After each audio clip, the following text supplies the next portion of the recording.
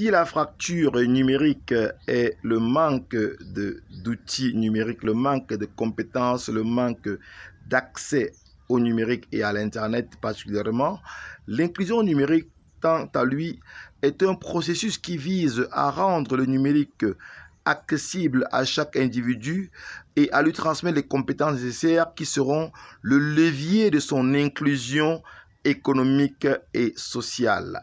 Bonjour et bienvenue dans cette autre chronique de Cybervillage dont le but est d'informer, de former et si possible de transformer les mentalités afin que l'Afrique tout entière, le Cameroun en particulier, puisse s'approprier le numérique pour favoriser son développement. Comme nous l'avons promis dans cette autre chronique de Cybervillage, nous allons débattre, nous allons expliquer un peu c'est quoi la fracture numérique et puis bien évidemment donner des essais de solutions pour qu'on puisse mieux comprendre comment résoudre le problème de la fracture numérique dans nos collectivités rurales décentralisées. Alors, tout le monde parle de fracture numérique, tout le monde dit on n'a pas accès à Internet dans nos localités rurales, on n'a pas accès aux services dématérialisés en ligne, on n'a pas accès aux smartphones, on n'a pas accès aux ordinateurs, on n'a pas accès à ci et à ça. Mais quelles sont les actions concrètes, opérationnelles qui sont menées pour qu'on puisse effectivement réduire la fracture numérique dans nos localités, dans nos collectivités, dans nos écoles, dans nos centres de santé, dans nos maisons de la femme?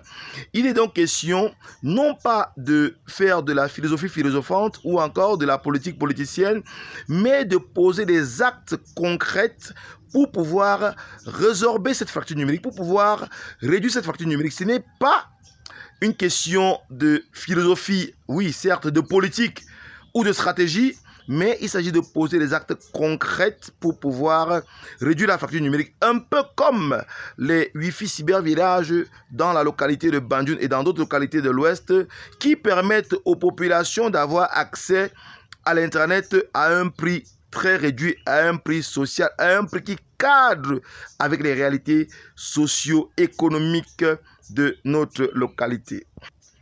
Il est donc question dans ces chroniques Cybervillage d'apporter, de proposer des solutions pour pouvoir non seulement réduire la fracture numérique, mais aussi amener les populations, les collectivités à développer des contenus locaux.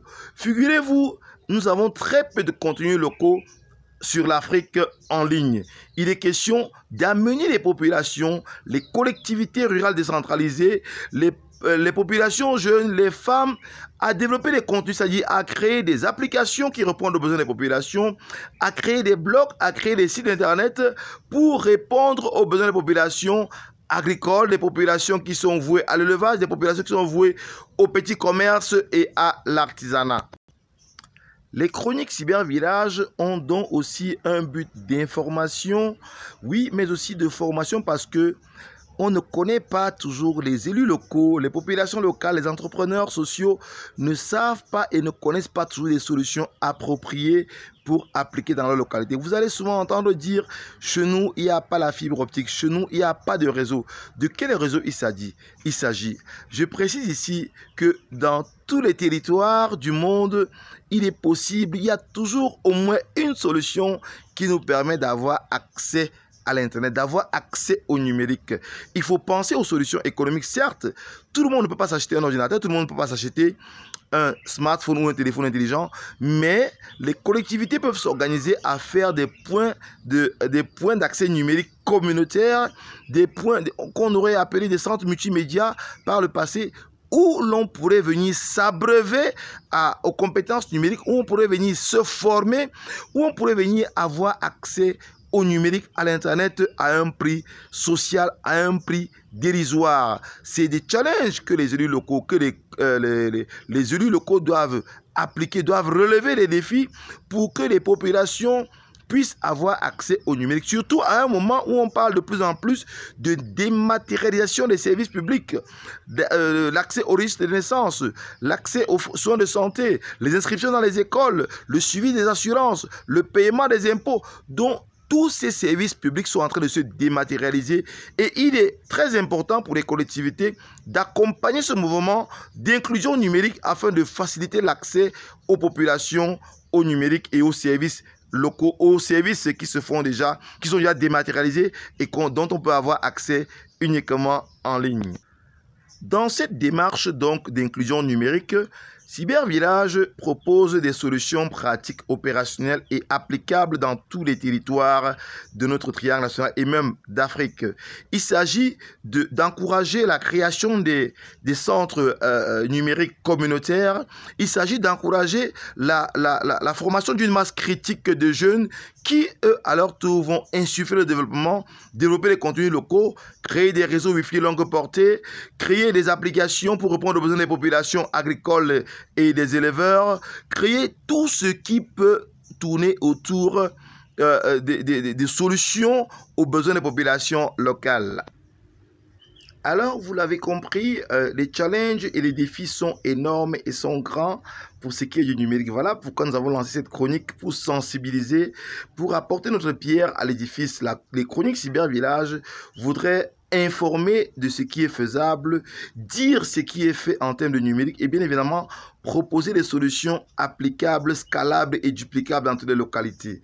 Voilà notre contribution à la réduction de la fracture numérique au Cameroun bien sûr, mais plus globalement dans toute l'Afrique.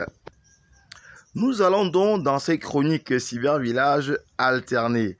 Un coup nous aurons un article de la chronique et un autre coup nous aurons une vidéo ou un podcast qui essaye, autant que faire se peut, de globaliser ou d'apporter des solutions pour les problèmes du numérique. Alors voilà pour cette chronique d'aujourd'hui, chronique numéro 2 d'aujourd'hui.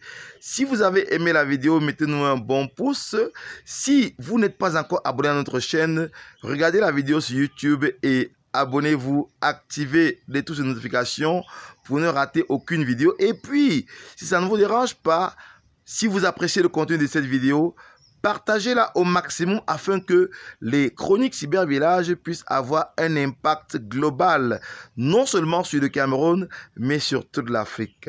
Voilà notre contribution à réduire la fracture numérique, voilà notre contribution à impacter le développement décentralisé, le développement durable dans notre pays d'abord et puis dans tout notre continent. Alors, à très bientôt dans les chroniques Cybervillage. N'oubliez pas, c'est vendredi. Et si vous voulez suivre nos vidéos, ne manquez pas de vous abonner à notre chaîne. Ciao, à très bientôt.